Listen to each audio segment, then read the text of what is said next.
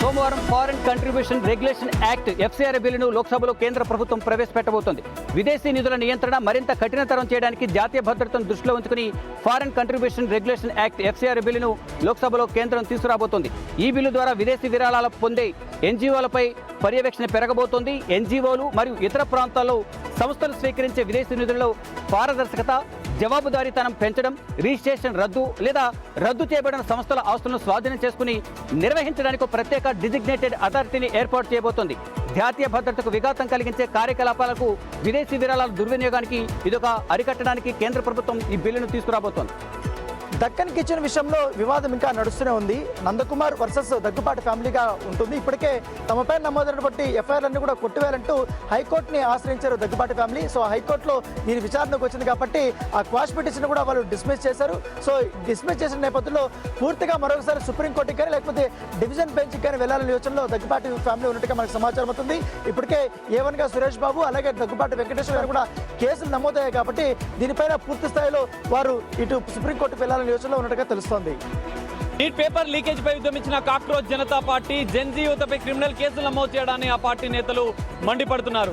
25 ఏళ్ల యువతిపై అసభ్యకరంగా మాట్లాడినందుకు డిఫమేషన్ కేసులు పెట్టాలి కానీ క్రిమినల్ కేసులు ఎలా నమోదు చేశారంటూ ప్రశ్నించారు. అలా అయితే పార్లమెంటులో 50% ఎంపీలపైన కేవలం బీజేపీ పార్టీకి చెందిన 100 మంది ఎంపీలపైన క్రిమినల్ కేసులున్నాయని పోలీసుల అధికారం వారిపై చూపించాలన్నారు. దేశంలోని యువతపై బీజేపీ కక్ష సాధింపు చర్యలు, వేధింపులు తక్షణమే ఆపాలని కాక్రోచ్ జనతా పార్టీ నేత సౌరవ్ దాస్ డిమాండ్ చేస్తున్నారు. ఈరోజు సీఎం చంద్రబాబు టీడీపీ కేంద్ర కార్యాలయానికి వచ్చారు. కార్యకర్తల నుంచి, నేతల నుంచి, ప్రజల నుంచి భారీ స్థాయిలో వినతులు స్వీకరించారు. అలాగే పార్టీ శిక్షణా తరగతులకు సంబంధించి పాల్గొని వారిని అడిగి పలు అంశాలకు సంబంధించి సుదీర్ఘంగా సూచనలు, సలహాలు ఇచ్చారు. ఆ తర్వాత 2 గవర్నర్ స్థానంలో కోటాలో ఖాళీగా ఉన్న ఎమ్మెల్సీ స్థానాలకు సంబంధించిన పలువురు టీడీపీ నేతలు సీఎం చంద్రబాబును కలిసి తమకు అవకాశం ఇవ్వాలని చెప్పి కోరటం జరిగింది. సీఎం చంద్రబాబు రేపు ప్రధానమంత్రి నరేంద్ర మోడీ చేతుల మీదుగా భోగాపురం విమానాశ్రయం ప్రారంభం కాబోతుంది. ఈ కార్యక్రమాలు పాల్గొనేందుకు ప్రత్యేక హెలికాప్టర్లో విశాఖపట్నం బయలుదేరి వెళ్ళారు. ఈ రోజు విశాఖపట్నం నుండి రేపు విజయనగరం వెళ్ళబోతా ఉన్నారు. రైల్వేలో గ్రూప్ డి లెవెల్ 1 పోస్టులకు భర్తీకి సంబంధించినటువంటి పరీక్షల షెడ్యూల్లో ఆర్ఆర్బీ కీలకమైనటువంటి మార్పులు చేసింది. ఆగస్టు 3 నుంచి 20వ తేదీ వరకు 3 విడతల్లో ఈ పరీక్షలను నిర్వహించనుంది. అయితే ఆగస్టు 3 నుంచి 6వ తేదీ వరకు మొదటి విడత, ఆ తర్వాత 9 నుంచి 14 వరకు 2వ విడత, ఆగస్టు 25న ఆ తుది విడతలో పరీక్షలు నిర్వహించనుంది. ఈ పరీక్షలన్నీ కూడా కంప్యూటర్ బేస్డ్గానే జరగనున్నాయి. మరోవైపు ఇందుకు సంబంధించినటువంటి అడ్మిట్ కార్డులు ఇవాళ రేపు వచ్చే అవకాశం ఉందని కూడా ఆర్ఆర్బీ స్పష్టంగా తెలిపింది. ఈ పరీక్షకు సంబంధించినటువంటి గ్రూప్ డిలో 22,180 పోస్టులను భర్తీ చేయనున్నారు. విశాఖ రైల్వే స్టేషన్కి కొత్త రూపు రానుంది. కోచింగ్ యార్డ్ ఆధునీకరణ కోసం 229 కోట్లను రైల్వే శాఖ కేటాయించింది. విశాఖ రైల్వే స్టేషన్ నుంచి ప్రతిరోజు 113 రైళ్ల ద్వారా 80,000 మంది ప్రయాణికులు రాకపోకలు సాగిస్తున్నారు. దీంతో విశాఖ రైల్వే స్టేషన్లో ప్రస్తుతం ఉన్న కోచింగ్ యార్డ్ను చిన్నదిగా ఉండడంతో నిర్వహణ ఇబ్బందులు ఎదురవుతున్నాయని గమనించిన రైల్వే శాఖ ఈ నిర్ణయం తీసుకుంది. రైలు క్రాసింగ్కు స్థలం లేకపోవడం, సిగ్నల్ వద్ద రైళ్లు ఎక్కువ సమయం నిలిచిపోవడంతో కోచింగ్ యార్డ్ స్వరూపాన్ని మార్చడానికి రైల్వే శాఖ ముందడుగు వేసింది. 6 కొత్త రైల్వే లైన్లతో పాటు పాత ప్లాట్ఫామ్లను విస్తరించడం, మరో కొత్త 6 ప్లాట్ఫామ్లను నిర్మాణం చేపట్టనున్నారు. ప్రయాణికుల రాకపోకలకు ఎలాంటి ఇబ్బందులు లేకుండా ర్యాంపులు, లిఫ్ట్లు, ఎక్సలేటర్లను ఏర్పాటు చేయనున్నారు. యాదాద్రి భువనగిరి జిల్లా అడ్డగూడూరు పిఎస్ లో పోక్సో కేసు నమోదైంది. అడ్డగూడూరు గ్రామానికి చెందిన మైనర్ బాలిక కిడ్నాప్ అయిందని తల్లిదండ్రులు పోలీసులకు ఫిర్యాదు చేయడం జరిగింది. మహేష్ అనే వ్యక్తిపై అనుమానం ఉందని కూడా చెప్పడం జరిగింది. పోలీసులు రంగంలోకి దిగి మహేష్ ని పట్టుకొని అదేవిధంగా అమ్మాయి వాంగ్మూలం తీసుకునగా 8th క్లాస్ నుంచి కూడా ప్రేమ పెళ్లి పేరుతో వెంటపడుతూ అమ్మాయిని శారీరకంగా వాడుకొని మోసం చేసినట్లు కూడా పోలీసుల విచారణలో తేలింది. మహేష్ పై పోక్సో కేసు నమోదు చేసి అరెస్ట్ చేసి రిమాండ్ కు తరలించడం జరిగింది. ఈ నెల రోజుల వ్యవధిలోనే అడ్డగూడూరు పిఎస్ లో 2 పోక్సో కేసులు నమోదు కావడం పట్ల పోలీసుల్లో ఆందోళన నెలకొంది. ఆంధ్ర యూనివర్సిటీ మాజీ వీసీ ప్రసాద్ రెడ్డిని సస్పెండ్ చేస్తూ నిర్ణయం తీసుకుంది. ఏయూ పాలకవర్గ సమావేశంలో ఈ నిర్ణయం తీసుకుంది. విజిలెన్స్ విచారణ రిపోర్టులో ఆయన అవినీతి అక్రమాలకు పాల్పడినట్లుగా రుజువు కావడంతో ఆయన్ని సస్పెండ్ చేశారు. గత ప్రభుత్వ హయాంలో అవినీతి అక్రమాలు చేశారు అనే విచారణలో రుజువైన నేపథ్యంలో ఈ నిర్ణయం తీసుకున్నట్లుగా తెలుస్తోంది. ఈ రోజుతోటి ఆయన పదవి విరమణ చేయాల్సి ఉన్న సమయంలోనే సస్పెండ్ చేయడం కొంత విచారకరంగా మారింది. క్యూర్ ప్రాంతంలో 16 నియోజకవర్గంలో ఎవరైతే ఇందిరమ్మ ఇళ్ల కోసం అప్లై చేసుకున్నారో వాళ్ళకి ప్రభుత్వం గుడ్ న్యూస్ చెప్పింది. ఎందుకంటే ఇప్పటికే టెండర్ ప్రక్రియను ప్రారంభించినట్టు వెల్లడించింది. ఇందిరమ్మ ఇళ్లకు ఆగస్టు చివరి వారంలో శ్రీకారం చుడతామని చెప్పింది. అంతేకాకుండా ఆగస్టు 10 వరకు చివరి గడువని కూడా స్పష్టం చేసింది. ముఖ్యంగా ఎవరైతే 10,000 రూపాయలు కడతారో వాళ్ళకి ఇందిరమ్మ ఇల్లు రాకపోతే వాళ్ళ డబ్బులు వాళ్ళకు రిటర్న్ ఇస్తామని కూడా ప్రభుత్వం భరోసానిచ్చింది. ముఖ్యంగా చూసుకున్నట్టయితే నివాస ధృవీకరణ కోసం ఓవైపు పాన్ కార్డు కానీ, ఆధార్ కార్డు కానీ, లేకపోతే బ్యాంక్ అకౌంట్లో ఉన్నటువంటి పాస్బుక్ కానీ ఏది పెట్టినా కానీ చెల్లుబాటు అవుతుందనేది కూడా స్పష్టం చేసింది. తెలంగాణ రాష్ట్రంలో గత 5 రోజులుగా కురుస్తున్నటువంటి వానకి ఇప్పుడు ఎండు పడనుంది. అయితే దీనికి సంబంధించి వాతావరణ శాఖ అధికారులు ఈ రోజు సాయంత్రం 6 గంటల నుంచి అదేవిధంగా 2 రోజుల పాటు కూడా ఎండ తీవ్రత అనేది ఎక్కువగా ఉండే అవకాశాలు ఉన్నాయని దేనికి కూడా ఎల్లో కానీ అదేవిధంగా ఆరెంజ్ అలర్ట్లు కానీ ఏమీ జారీ చేయట్లేదని చెప్తున్నారు. అయినప్పటికీ కూడా పలు ప్రాంతాలలో ఇప్పటికే వర్షాలు అయితే కురుస్తున్నాయి. కానీ దానికి సంబంధించి రేపటి నుంచి మన సక్రమంగా రోజు చేసినటువంటి పనులన్నీ కూడా చేసుకోవచ్చు అంటూ వాతావరణ శాఖ అధికారులు చెప్పినటువంటి న్యూస్కి ప్రజెంట్ హైదరాబాద్లో అంతా కూడా హ్యాపీగా ఉందంటే ఊర్లో ఉన్న ప్రజలు మాత్రం మేము ధాన్యం వేసుకున్నాం, మరి దానికి సంబంధించి మాకు పంట పండకుండా ఉంటుంది, మరి దానికి ప్రాబ్లమ్స్ వాటిలో కూడా ఉండాలని చెప్పి వాళ్ళ ఆవేదన కూడా వ్యక్తం చేస్తున్నారు అక్కడ రైతులు. పోలవరం జిల్లాలోని ప్రసిద్ధ ఆలయం గండిపోచమ్మ అమ్మవారి ఆలయానికి వెళ్లే దారులన్నీ కూడా నీట మునిగిపోయాయి. గోదావరి ఉధృతంగా ప్రవహిస్తుంది. ఈ నేపథ్యంలోనే ఆలయ శిఖరాన్ని గోదావరి నీరు తాకింది. అయితే పోలవరం జిల్లాలో పోలవరంలో ప్రాజెక్టులోని బ్యాక్ వాటర్ అంతా కూడా అమ్మవారి ఆలయంలోకి రావడంతో పూర్తిగా అమ్మవారి ఆలయం నీటిలో మునిగిపోయిన పరిస్థితి అయితే కనిపిస్తుంది. ఈ నేపథ్యంలో చూసుకున్నట్లయితే అధికారులు పూర్తిస్థాయి అప్రమత్తమయ్యారు. ఎవరు కూడా గండిపోచమ్మ ఆలయానికి వెళ్లే సాహసం చేయొద్దంటూ కూడా అధికారులు అయితే ఇప్పటికీ చెప్పిన పరిస్థితి కనిపిస్తుంది. ఈ టూరిజం ప్రాంతాన్ని కూడా పూర్తిగా నిలిపేశారు. పాపికొండ టూరిజం అంతా కూడా ఇప్పటికే నిలిపివేసిన అధికారులు ఎవరు కూడా అటువైపు రాకుండా అయితే కట్టుదిట్టమైన భద్రతా చర్యలు తీసుకుంటున్న పరిస్థితి ఇక్కడ కనిపిస్తుంది. రైతుల జీవితాలతో చెలగాటమాడే మరొక సంఘటన వెలుగులోకి వచ్చింది. వికారాబాద్ జిల్లా యాలాల మండలం హజీపూర్ గ్రామంలో 43 నకిలీ డిఏపి బస్తాలను ఇటు వ్యవసాయ అధికారులు పోలీసులు సంయుక్తంగా గుర్తించారు. మరి ఈ నకిలీ డిఏపీలను తయారు చేసిన వారు ఎవరు, దానిపైన కేసు నమోదు చేసుకుని దర్యాప్తు చేస్తున్నారు. ఈ నకిలీ డిఏపీల వల్ల రైతులకు నేరుగా నష్టం చేకూరుతుంది. పెట్టిన పెట్టుబడి రాకుండా పంట చేతికి రాక చాలా వరకు నష్టపోతారు. సో ఇలాంటివి పునరావృతం కాకుండా ఉండడానికి వీటిపైన ఉన్నతాధికారులు అయితే ఒక సమగ్ర విచారణకైతే ఆదేశించారు. హైదరాబాద్లో 4 రోజుల నుంచి సాయంత్రం అయితే వర్షాలు కురుస్తున్నాయి. ఇంటికి వెళ్లాల్సినటువంటి వాళ్ళు ట్రాఫిక్లో ఇరుక్కుపోతున్నారు. మరోవైపు ట్రాఫిక్ పోలీసులు ఎక్కడికక్కడ క్లియర్ చేస్తున్నప్పటికీ వర్షం వచ్చినటువంటి సమయంలో 2 వీలర్ వాహనదారులు వెళ్ళాలంటే కొంత ఇబ్బందులు పడుతున్నారు. వర్షాకాలం కాబట్టి త్వరితగతిన ఇంటికి వెళ్ళాలి. దాంతోపాటు ఎక్కడైనా సరే మ్యాన్ హోల్స్ ఓపెన్ అయ్యి ఉన్నా లేకపోతే రోడ్లు గుంటలు ఉన్నా సరే జీహెచ్ఎంసీ, సిఎంసీ, ఎంఎంసీ అధికారులు వెంటనే అప్రమత్తమై వాటి మీద చర్యలు తీసుకోవాలి అని చెప్పేసి పబ్లిక్ కోరుతున్నారు. తిరుపతి జిల్లాలో ఏనుగుల సంచారం మరోసారి రైతులను భయపెడుతోంది. చంద్రగిరి నియోజకవర్గం పాకాల మండలంలోని ఈగట్టువారిపల్లి, పుదిబట్లు బయలు వద్ద ఏనుగుల సంచారం వారం రోజులుగా కొనసాగుతోంది. అయితే ఆ గ్రామాల ప్రజలు ఇప్పటికే భయభ్రాంతులకు గురవుతున్నారు. ఎందుకంటే ఇటీవలే అదే మండలంలో తిమ్మారెడ్డి అనేటువంటి రైతును పొట్టన పెట్టుకున్నటువంటి ఏనుగు, మరో ఏనుగుల గుంపు సంచారం ఇప్పుడు ప్రస్తుతం కలకలం రేపుతోంది. ఆ గ్రామాల వైపు వస్తున్నటువంటి ఏనుగుల సంచారాన్ని తరిమే ప్రయత్నం చేస్తున్నప్పటికీ అవి పరిసర గ్రామాల వైపు సంచరిస్తూనే ఉన్నాయి. అయితే ఫారెస్ట్ అధికారులకి సమాచారం ఇవ్వడంతో అవిని శేషాచల అటవీ ప్రాంతాన్ని తరిమే ప్రయత్నం అయితే చేస్తున్నారు. మంచిర్యాల పట్టణంలో రాళ్లవాగు ఉధృతంగా ప్రవహిస్తుంది. గత 2 రోజులుగా ఎడతెరిపి లేకుండా కురుస్తున్న వర్షాలతో ఇటు వరద ప్రవాహం అనేది రాళ్లవాగులో వచ్చి చేరుతుంది. దీంతో పూర్తిగా పట్టణ వ్యాప్తంగా రాళ్లవాగు అనేది ఉధృతంగా ప్రవహిస్తున్న పరిస్థితి కనిపిస్తుంది. ప్రధానంగా రంగంపేట మరియు మంచిర్యాల పట్టణానికి సంబంధించిన రాకపోకలు నిలిచిపోయాయని చెప్పాలి. రంగంపేట మంచిర్యాలకు చేరుకోవడానికి పూర్తిగా 3 కిలోమీటర్ల దూరం ప్రయాణించి చేరుకునే పరిస్థితి ఉందని, రంగంపేట మరియు మంచిర్యాల మధ్య బ్రిడ్జి నిర్మిస్తే ఈ దూరం తగ్గి ఇటు రాకపోకలు సులభమవుతామని ఇటు గ్రామస్తులు అయితే చెప్తున్న పరిస్థితి కనిపిస్తుంది. మహబూబాబాద్ జిల్లాలోని గంగారం మండలంలో ఉన్నటువంటి ఏడుపాల జలపాతం వద్ద పోలీసులు ఆంక్షలు విధించారు. పర్యాటకులకు అనుమతి లేదని నోటీసు బోర్డులు ఏర్పాటు చేశారు. ఫ్లెక్సీ కూడా ఏర్పాటు చేశారు. ఎవరైతే అనుమతులు లేకుండా లోపలికి వస్తారో వారిపై చట్టరీత్యా చర్యలు తప్పవన్నారు. ఎగువ కురుస్తున్న భారీ వర్షాల నేపథ్యంలో ఏడుపాల జలపాతం వద్ద ఉధృతంగా వరద నీరు ప్రవహిస్తుంది. దీన్ని గమనించిన పోలీసులు చాలా మంది ఇప్పటికే మృత్యువాత పడ్డ నేపథ్యంలో ఈ ఆంక్షలు విధిస్తున్నట్లు డీఎస్పీ తిరుపతిరావు తెలిపారు. ఎట్టి పరిస్థితుల్లో కూడా పర్యాటకులు తెలియకుండా ఏడుపాల జలపాతం వద్ద వీక్షణకు వెళ్లకూడదని పోలీసులు అయితే హెచ్చరికలు జారీ చేస్తున్నారు. కరీంనగర్ జిల్లా మానకొండూరు నియోజకవర్గ క్యాంప్ ఆఫీస్ ముందు పెట్రోల్ పోసుకుని ఆత్మహత్య చేసుకున్నటువంటి బేతెల్లే రాజేందర్ మృతి చెందినా కానీ పోలీసులు కేసును నీరు కార్చేటువంటి ప్రయత్నం చేస్తున్నారని చెప్పి మాజీ ఎమ్మెల్యే రసమై బాలకిషన్ ఫైర్ అయ్యారు. సాక్షాత్తు మరణ వాంగ్మూలం ఇచ్చినా కానీ ఇప్పటివరకు ఎమ్మెల్యే పిఏ మురళీధర్ రెడ్డిని పోలీసులు అరెస్ట్ చేయలేదని చెప్పి దీని వెనుక ఎలాంటి కారణాలు ఉన్నాయని చెప్పి ఇటు రసమై బాలకృష్ణ ప్రశ్నించాడు. అదేవిధంగా పోలీసులు మురళీధర్ రెడ్డిని అరెస్ట్ చేస్తారా లేదంటే తామే పట్టుకొచ్చి అప్పజెప్పాలా అంటూ కూడా రసమై బాలకిషన్ ఫైర్ అయ్యారు. ఆగస్టు 1 నుండి రాష్ట్ర ప్రభుత్వమే బియ్యం అమ్మకాలు చేయనుంది. నాణ్యమైన బియ్యాన్ని తక్కువ ధరకు అందించాలన్న కూటమి ప్రభుత్వ లక్ష్యంతో బియ్యం కేంద్రాలను ఏర్పాటు చేస్తున్నారు. ఇందులో భాగంగా ఏలూరు జిల్లాలో 3 రైతు బజార్లతో పాటుగా ప్రత్యేకంగా మరో 3 బియ్యం అమ్మకాల కేంద్రాలను ఏర్పాటు చేయనున్నట్లు జేసీ అభిషేక్ కూడా చెప్తున్నారు. బియ్యం కార్డు ఉన్న వారికి గరిష్టంగా 26 కేజీల వరకు బియ్యం ఇస్తామన్నారు. బీపీటీ స్టీమ్ బియ్యం కేజీ 52 రూపాయలు, రా 50 రూపాయలకే అందిస్తామని చెప్తున్నారు. పేద మధ్యతరగతి ప్రజలకు రాష్ట్ర ప్రభుత్వం ఇస్తున్న ఇది మంచి అవకాశం అంటున్నారు జాయింట్ కలెక్టర్ అభిషేక్ గౌడ. ఉమ్మడి పాలమూరు జిల్లాలో విజిలెన్స్ మరియు ఎన్ఫోర్స్మెంట్ దాడులు పౌర సరఫరాల శాఖలో కలకలం రేపుతున్నాయి. ఉమ్మడి పాలమూరు జిల్లాకు సంబంధించినటువంటి చాలా మిల్లుల్లో ఇప్పటికే ప్రభుత్వ ధాన్యం పక్కదారి పట్టినట్లు అధికారులు గుర్తించారు. దీంతో ఆయా రైస్ మిల్లర్ల దగ్గర ఉన్నటువంటి గోదాంలో అధికారులు తనిఖీలు చేపట్టారు. కోట్ల రూపాయల ప్రభుత్వ ధాన్యం మాయమైనట్లు అధికారులు గుర్తించారు. దీని వెనుక ఎవరి హస్తం ఉంది? ఇప్పటికీ ప్రభుత్వానికి చెల్లించాల్సినటువంటి రైస్ మిల్లర్లు చెల్లించకుండా ముందుకు వెళ్తున్న క్రమంలో వారి మీద కుట్ర జులిపించడానికి ప్రభుత్వం ముందుకు వెళ్తుంది. ఇప్పటికీ ఉమ్మడి పాలమూరు జిల్లా వ్యాప్తంగా దాదాపు 500 కోట్లకు పైగా బకాయిలు ఉండడంతో ప్రభుత్వానికి రావాల్సినటువంటి పూర్తి ఆదాయం తగ్గిపోయిందని చెప్పి అధికారులు చెప్తున్నారు. లోతుకుంట 40 ఎకరాల భూ వివాదం కేసులో హైకోర్టు ఇచ్చినటువంటి తుది తీర్పు కాపీ బయటకు వచ్చింది. దాంట్లో చాలా కీలకమైనటువంటి అంశాలను ప్రస్తావన చేశారు హైకోర్టు. ముఖ్యంగా హైడ్రా కమిషనర్ పైన తక్షణమే ఆయన్ని విధుల నుంచి కూడా తొలగించి ఆ ప్లేస్లో వేరొక అధికారికి అవకాశం ఇవ్వాలంటూ కూడా ఇప్పటికే సిఎస్కి ఆర్డర్ ఇచ్చినటువంటి నేపథ్యంలో దాంట్లో మరొక అంశాలను కూడా వారు ప్రస్తావన చేశారు.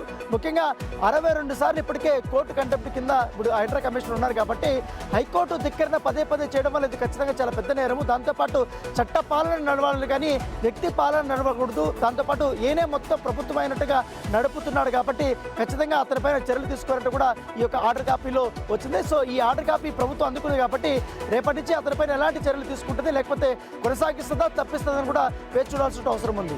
2 రోజులుగా కురుస్తున్న భారీ వర్షాల కారణంగా ఉమ్మడి నిజామాబాద్ జిల్లాలో పాత ఇండ్లు, శిథిలావస్థలో ఉన్న భవనాలు వెంటనే తొలగించాలని అధికారులు ఆదేశాలు జారీ చేస్తున్నారు. కామారెడ్డి జిల్లాలో ఇదే జరిగింది. ఆ యజమానులు ఎవరైతే ఉంటారో వారందరికీ నోటీసులు జారీ చేశారు. వెంటనే వారం రోజుల్లో ఆ పాత భవనాలు, పాత ఇండ్లు ఏవైతే ఉన్నాయో వాటన్నింటినీ తొలగించాలని కోరారు.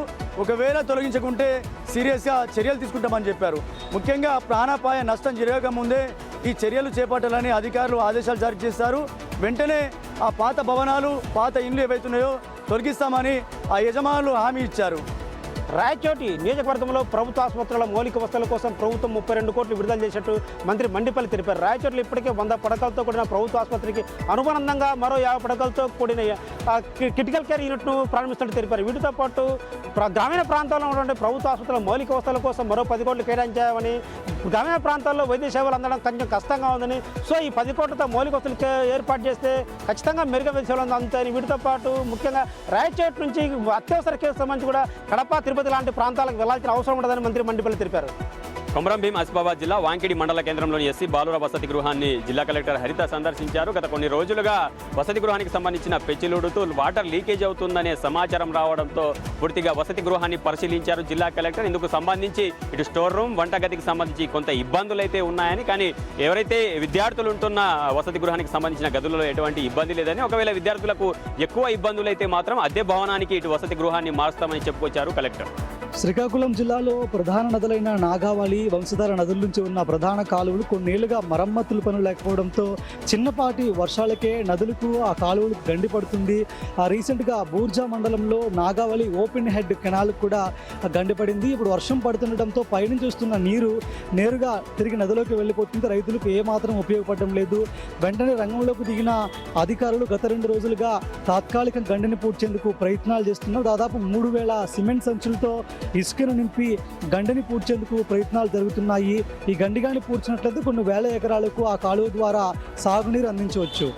రంగారెడ్డి జిల్లా జెడ్పీహెచ్ఎస్ కల్లబుగ్గూరు పాఠశాలకు పెను ప్రమాదం తప్పింది. ఇటీవల కురుస్తున్నటువంటి వర్షాల కారణంగా పాఠశాలలో records and sports material stores చేస్తున్నటువంటి భవనం యొక్క పైకప్పు ఒకేసారి కూలి కింద పడిపోయింది. ఆ సమయం లోపల ఎవరూ లేకపోవడంతో పెను ప్రమాదం తప్పిందని చెప్పాలి. చాలా కాలంగా ఆ భవనం శిథిలావస్థకు చేరడంతో ఈ విధమైనటువంటి దుస్థితి ఏర్పడిందని పాఠశాల సిబ్బంది చెప్తున్నారు. ఇప్పటికైనా సరే కొత్త భవనం నిర్మించాలని స్కూల్ స్టాఫ్ డిమాండ్ చేస్తున్నారు.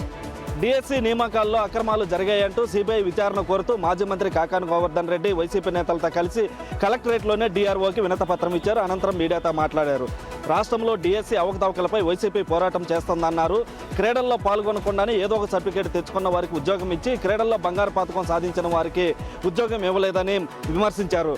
లోకేష్కు జగన్ విమర్శించే స్థాయి లేదని, లోకేష్కు సవాలుకు జగన్ కాదు ఎమ్మెల్సీ పర్వతరెడ్డి చంద్రశేఖర్ రెడ్డి సరిపోతుందన్నారు. నీట్ పేపర్ లీకేజ్ విషయంలో కేంద్ర మంత్రి రాజీనామా చేసినట్లుగా డిఎస్సి అవకతవకలపై బాధ్యతగా మంత్రి నారా లోకేష్ రాజీనామా చేయాలని డిమాండ్ చేశారు. రాష్ట్రంలో సూపర్ 6 పథకాలు పూర్తిగా అమలు కావడం లేదన్నారు. అమెరికా, ఇరాన్ మధ్య జరిగిన యుద్ధం కారణంగా 16 మంది మృతి చెందారు. ఈ యుద్ధం కారణంగా 10 మంది నావికులతో సహా 16 మంది భారతీయులు మృతి చెందినట్లు సిపిఐ రాజ్యసభ ఎంపీ జాన్ బిట్రస్ ప్రశ్నకు కేంద్ర విదేశాంగ శాఖ సహాయ మంత్రి కీర్తివర్ధన్ లిఖితపూర్వక సమాధానం ఇచ్చారు. ఇరాన్ నుంచి 2557 మంది భారతీయులను తరలించగా సుమారు 7000 మంది దేశంలోనే ఉన్నారని మంత్రి తెలిపారు. 5 దేశాల్లో మరణాలు నమోదయ్యాయి. ఒమన్లో 8 మంది, యునైటెడ్ అరబ్ ఎమిరేట్స్లో 4, కువైట్లో 2, సౌదీ అరేబియా, ఇరాక్లలో 1 చొప్పున భారతీయులు మృతి చెందారు. చనిపోయిన 16 మందికి 2 లక్షల చొప్పున కేంద్ర ప్రభుత్వం పరిహారం ప్రకటించింది. ప్రధానమంత్రి ఫసల్ బీమా యోజన పథకం ప్రీమియం చెల్లించేందుకు రైతులు సత్యసాయి జిల్లా వ్యాప్తంగా తీవ్ర అవస్థలు పడుతున్నారు. ఒకవైపు ప్రీమియం చెల్లించకపోతే నష్టపరిహారం రాదు, మరోవైపు చివరి రోజు కావడంతో రైతులు కామన్ సర్వీస్ సెంటర్లకు క్యూ కట్టారు, బార్లు తీరారు. రైతులకు అవగాహన లేకపోవడం, సర్వర్లు మొరాయించడం, నెట్వర్క్ పనిచేయకపోవడంతో క్యూ కట్టడంతో మరోవైపు రైతులు ఇబ్బందులు ఎదుర్కొంటున్నారు. పని పాట వదిలేసి క్యూ కట్టాల్సిన పరిస్థితి వస్తోందని రైతులు ఆవేదన వ్యక్తం చేస్తున్నారు. ప్రభుత్వం మరింత గడువు ఇవ్వాలని రైతుల నుంచి డిమాండ్ వినిపిస్తోంది. ఎందుకంటే ఇప్పటికే ఎల్నినో కారణంగా రైతులు పంట నష్టపోయారు. ఇప్పుడు నష్టపరిహారం కూడా రాకపోతే రైతులకు మరింత ఇబ్బందికరంగా మారుతుంది. కాబట్టి ప్రభుత్వం వెంటనే మరింత గడువు ఇవ్వాలని ప్రీమియం చెల్లించడానికి రైతులు డిమాండ్ చేస్తున్నారు. సికింద్రాబాద్ ఉజ్జయిని మహంకాళి బోనాలకు సర్వం సిద్ధమైంది. ఇప్పటికే అధికారులు అన్ని రకాల ఏర్పాట్లకు చేశారు. ఇప్పటికే హైదరాబాద్ ట్రాఫిక్ పోలీసులు ట్రాఫిక్ ఆంక్షలు విధించారు. ఆగస్టు 2వ తేదీ నుంచి 4వ తేదీ వరకు 3 రోజుల పాటు ఈ ట్రాఫిక్ ఆంక్షలు ఉన్నట్లు తెలుస్తోంది. సో ఆలయానికి ఆవరణలో 2 కిలోమీటర్ల మేర ఈ ట్రాఫిక్ ఆంక్షలు విధించబోతున్నారు ట్రాఫిక్ పోలీసులు. పెద్ద ఎత్తున భక్త జనసందోహం వచ్చే అవకాశాలున్న నేపథ్యంలో భక్తులకు ఎలాంటి ఇబ్బందులు లేకుండా అన్ని రకాల భద్రతా ఏర్పాట్లు కూడా చేశారు పోలీసులు. సో ట్రాఫిక్ పోలీసుల సూచనలు వాహనదారులు ఇటు భక్తులు పాటించాలని విజ్ఞప్తి చేస్తున్నారు. ఆలయ పరిసర ప్రాంతాల్లోనే 14 సికింద్రాబాద్ ఏరియాలోనే 14 పార్కింగ్ ప్లేస్లను కూడా ఏర్పాటు చేశారు. మరోవైపు మహిళల కోసం ప్రత్యేక భద్రతను ఏర్పాటు చేసిన పోలీసులు మహిళలకు ఎలాంటి ఇబ్బందులు జరగకుండా మఫ్టీలో షీ టీం బృందాలను కూడా ఏర్పాటు చేసినట్లు పోలీసులు చెప్తున్నారు. నంద్యాల జిల్లా కొత్తమడుగుల గ్రామంలో కౌలు రైతు ఆత్మహత్య చేసుకున్న ఘటన కలకలం రేపుతుంది. గ్రామంలో దాదాపు 10 ఎకరాల విస్తీర్ణంలో పంట సాగు చేసిన ఎల్నిన్ ఎఫెక్ట్తో అనుకున్న స్థాయిలో పంటలు చేతికి రాకపోవడంతో మనస్తాపం చెంది పురుగుల మందు తాగి ఆత్మహత్య ఘటన చోటు చేసుకోవడంతో గ్రామంలో విషాదం నెలకొంది. హుటాహుటిన తమ పేరెంట్స్ అంతా కూడా హాస్పిటల్కి తరలించారు. అప్పటికే మృతి చెందినట్టు డాక్టర్ నిర్ధారించడంతో పోలీసులకు ఫిర్యాదు చేశారు. పోలీసులు కేసు నమోదు చేసుకుని దర్యాప్తు చేస్తున్నారు. ఎందుకంటే కౌలు రైతు అప్పుల బాధతోనే ఆత్మహత్య చేసుకున్నారా లేదా ఇతర కారణాలు ఉన్నాయా కోణంలో దర్యాప్తు కొనసాగుతుంది. ప్రభుత్వం తమ కుటుంబాన్ని ఆదుకోవాలంటూ కుటుంబ సభ్యులతో పాటు బంధువులంతా కూడా కోరుతున్న సిచ్యువేషన్. పాన్ ఇండియా లెవెల్లో తెరకెక్కబోతున్న సినిమా రామాయణ. దీనికి సంబంధించి ఇప్పటికే ట్రైలర్ కూడా బయటకు రావడం జరిగింది. మరైతే ఇందులో సీతగా నటించిన సాయి పల్లవి క్యారెక్టర్ మీద చాలా మంది విమర్శలు కురిపిస్తూ ఉన్నారు. ముఖ్యంగా సాయి పల్లవి వెనక ఉన్న అమ్మాయి బాగుంది కదా, తనని సీతలో తీసుకోవచ్చు కదా అని చెప్పి మొత్తం సోషల్ మీడియా అంతా కూడా దుమారం రేగుతుంది. మరైతే పక్కనున్న అమ్మాయి పేరు సురభి, ఆమె ఇన్స్టా ఇన్ఫ్లుయెన్సర్ అండ్ సీరియల్ నటి అని కూడా గుర్తించారు. మరి దీనికి సంబంధించి ఇప్పటికే సాయి పల్లవి అసలు ఈ క్యారెక్టర్కి ఏం బాగుంది, మీరు ఎందుకు పెట్టుకున్నారు అని చెప్పి ఇది మరొక ఆదిపురుష అయ్యే అవకాశం కూడా ఉంది అని చెప్పి నెటిజన్స్ ఫైర్ అవుతున్న పరిస్థితి కనిపిస్తోంది. సైమా అవార్డ్స్కి సంబంధించి 2026 అవార్డ్స్ అయితే ప్రకటించడం జరిగింది నామినేషన్లను. ముఖ్యంగా మిరాయి సినిమా ఫ్యాంటసీ మూవీ కాబట్టి అత్యధికంగా 11 నామినేషన్లు దక్కించుకుంది. ఆ తర్వాత సంక్రాంతికి వస్తున్న 10 నామినేషన్లు దక్కించుకుంది. కోర్టు మరియు తండేల్ చెరో 9 నామినేషన్లు అయితే దక్కించుకుంది. ఈ ఈవెంట్ అయితే నెక్స్ట్ మంత్ సెప్టెంబర్ 11, 12 తేదీల్లో అయితే జరగనుంది. దుబాయ్లో జరగనుందని చెప్పి తెలుస్తుంది. నీట్ ఎంట్రన్స్ ఎగ్జామ్స్లో ఉత్తీర్ణత కాకపోవడంతో ఒక యువతి ఆత్మహత్యకు పాల్పడింది. తిరుపతి రూరల్ మండలానికి సంబంధించిన 19 సంవత్సరాల యువతి అనేక సందర్భాల్లో అటెంప్ట్ చేసిన ఉత్తీర్ణత కాకపోవడంతో మనస్తాపానికి చెంది ఉరివేసుకొని ఆత్మహత్య చేసుకుంది. అయితే గతంలో రాసినటువంటి నీట్ పేపర్లో పూర్తిగా పరీక్షలు రద్దు కావడము, ఇటీవల రాసినటువంటి పరీక్షల్లో ర్యాంకులు ఆశించినంత రాయకపోవడంతో ఆ యువతి మనస్తాపం చెందినట్టు కుటుంబ సభ్యులు చెప్తున్నారు. అనేక సందర్భాల్లో పరీక్షలు రాయాలనేటువంటి ఉద్దేశంతో చాలా కష్టపడి చదివిందని చెప్పి కాకపోతే అనుకున్న స్థాయిలో ర్యాంక్ రాకపోవడంతో అనేక సందర్భాల్లో బాధపడుతుండేటటువంటి కూడా కుటుంబ సభ్యులు చెప్తున్నారు. ప్రస్తుతం ఆ అమ్మాయి చనిపోవడంతో కుటుంబంలో విషాద ఛాయలు అనుకున్నాయి.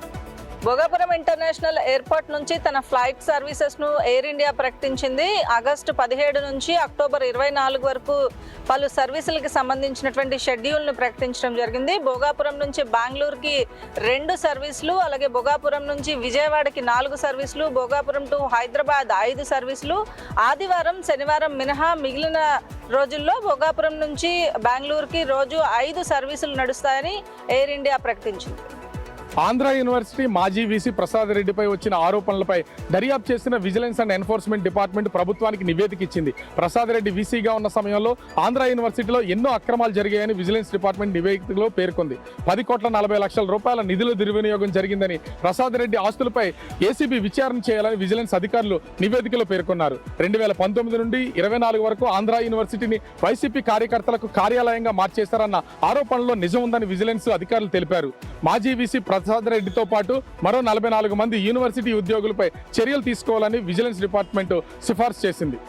ముఖ్యమంత్రి రేవంత్ రెడ్డి అంచనాలు వేస్తే లెక్కలు తప్పవనేది కూడా పార్టీ వర్గాల్లో ఆసక్తికరమైన చర్చ జరుగుతుంది. ఎందుకంటే పీసీసీ అధ్యక్షుడిగా ఉన్నప్పుడు కర్ణాటక ఎన్నికల్లో కాంగ్రెస్ ఘన విజయం సాధిస్తుందన్నారు, అలాగే గెలిచింది. అదేవిధంగా తెలంగాణలో కూడా కాంగ్రెస్ 60 నుంచి 65 స్థానాలు గెలిచి తెలంగాణలో అధికారంలోకి వస్తుందని చెప్పారు. అదేవిధంగా జరిగింది. అంతేకాకుండా ముఖ్యమంత్రి అయిన తర్వాత ఎంపీ ఎన్నికల్లో బీఆర్ఎస్కు గుండు సున్నా వస్తుందన్నారు, అదే జరిగింది. ముఖ్యంగా చూసుకున్నట్టయితే సర్పంచ్ ఎన్నికల్లో 70 నుంచి 80% గెలుస్తా అన్నారు, అలాగనే గెలిచింది. మున్సిపల్ ఎన్నికల్లో కూడా 80 నుంచి 90 స్థానం గెలుస్తామన్నారు, అదేవిధంగా జరిగింది. కేరళ ఎన్నికల్లో కూడా కాంగ్రెస్ ఘన విజయం సాధిస్తుందనేది కూడా సీట్లతో సహా చెప్పారు, అదే జరిగింది. ఇప్పుడు భవిష్యత్తులో కూడా 182 సీట్లు తెలంగాణలో అవుతాయి, 117 సీట్లు గెలుస్తామని చెప్తున్నారు, అదే జరుగుతుందనేది కూడా కాంగ్రెస్ కార్యకర్తలు భావిస్తున్నారు. మరి రేవంత్ రెడ్డి లెక్కలు ఈసారి తప్పుతాయా నిజమవుతాయా వేచి చూడవలసిందే. ఎగువన కురుస్తున్న భారీ వర్షాలతో ప్రాజెక్టులన్నీ జలకలను సంతరించుకుంటే నల్గొండ జిల్లాలో మాత్రం వెలవెలబోతున్న పరిస్థితి కనపడుతుంది. నాగార్జున సాగర్ డెడ్ స్టోరేజ్ కి చేరువలో ఉంది. సాగర్ పూర్తి స్థాయి నీటి మట్టం 590 అడుగులకు కాను ప్రస్తుతం 513 అడుగులకు చేరుకుంది. మరొక 3 అడుగులు దిగితే జెండ నగరాలకు తాగునీరు కూడా అందించినటువంటి పరిస్థితి. ఇప్పటికే జూరాల, నారాయణపురం నిండుకూడలా మారి శ్రీశైలానికి భారీ వరద నీరు వచ్చి చేరుతుంది. శ్రీశైలం నిండితే కనుక సాగర్కు నీరు వచ్చే అవకాశం కనపడుతుంది. కానీ ఎగువన ఫ్లో తగ్గితే సాగర్కు నీరు వచ్చే అవకాశం లేదు. ఇప్పటికే జిల్లాలో వర్షపాతం లేక అదేవిధంగా సాగర్ డ్యాం నిండక పూర్తి ఆందోళనలో నల్గొండ జిల్లా రైతులున్నారు. నేను బతికే ఉన్నాను మహోప్రభు, నన్ను గుర్తించండి. ఇది పల్నాడు జిల్లా నకరగండ మండలం చల్లగొండ గ్రామానికి సంబంధించిన మల్లికార్జునరావు అనే వ్యక్తి గత కొంతకాలంగా రికార్డులో, ప్రభుత్వ రికార్డులో ఆయన చనిపోయినట్లు నమోదైంది. దీన్ని తాను బ్రతికే ఉన్నానని చెప్పి నకరకల్లు ఎంఆర్ఓ అలాగే నరసరావుపేట ఆర్డీఓ కార్యాలయం చుట్టూ అనేక సందర్భాలుగా తిరుగుతున్న రికార్డుల్లో తనకు సంబంధించి తాను బ్రతికే ఉన్నానని చెప్పి మార్చట్లేదు. దీనిపై దృష్టి పెట్టాలని చెప్పి అధికారుల చుట్టూ తిరుగుతున్నారు. అలాగే ఇటీవల కాలంలో ఆయన తల్లి, తండ్రి, సోదరులు ప్రమాదంలో చనిపోయిన సమయంలో కూడా రేషన్ కార్డు బ్లాక్ అయింది. ఆ కార్డు బ్లాక్ అయిన తర్వాత తాను కూడా చనిపోయినట్లు అధికారులు గుర్తించారు. దీనిపై వెంటనే మోడిఫై చేసి తాను బ్రతికే ఉన్నానని గుర్తించాలని చెప్పి రెవెన్యూ అధికారులను సంవత్సరాలుగా కోరుతా ఉన్నారు. నెల్లూరు నగర రోడ్లపై నిబంధనలు పాటించకుండా తిరుగుతున్న సిటీ బస్సులు, ఆటోలపై పోలీసులు, రవాణా శాఖ అధికారులు దాడులు నిర్వహించారు. ఏకకాలంలో 3 చోట్ల 3 బృందాలుగా ఏర్పడి ఆర్టీసీ బస్టాండు, సుందరయ్య కాలనీ, అయ్యప్పగుడి ప్రాంతాల్లో ఈ తనిఖీలు నిర్వహించారు. ఈ తనిఖీల్లో 12 బస్సులపైన కేసులు నమోదు చేసి ₹1,20,000 జరిమానా విధించారు. అనంతరం బస్సుల్ని రవాణా శాఖ కార్యాలయానికి తరలించారు. అక్కడ బస్సు యజమానుల్ని పిలిపించి, ఆటోలకు సంబంధించిన వ్యక్తులను పిలిపించి వారికి కౌన్సిలింగ్ ఇచ్చారు. నగరంలో ఎక్కడ పడితే అక్కడ బస్సులు, ఆటోలు ఆపడంతో ట్రాఫిక్ సమస్యకి ఇబ్బందిగా ఉందని, అదేవిధంగా కొనసాగితే కఠిన చర్యలు తీసుకుంటామని వారిని హెచ్చరించారు.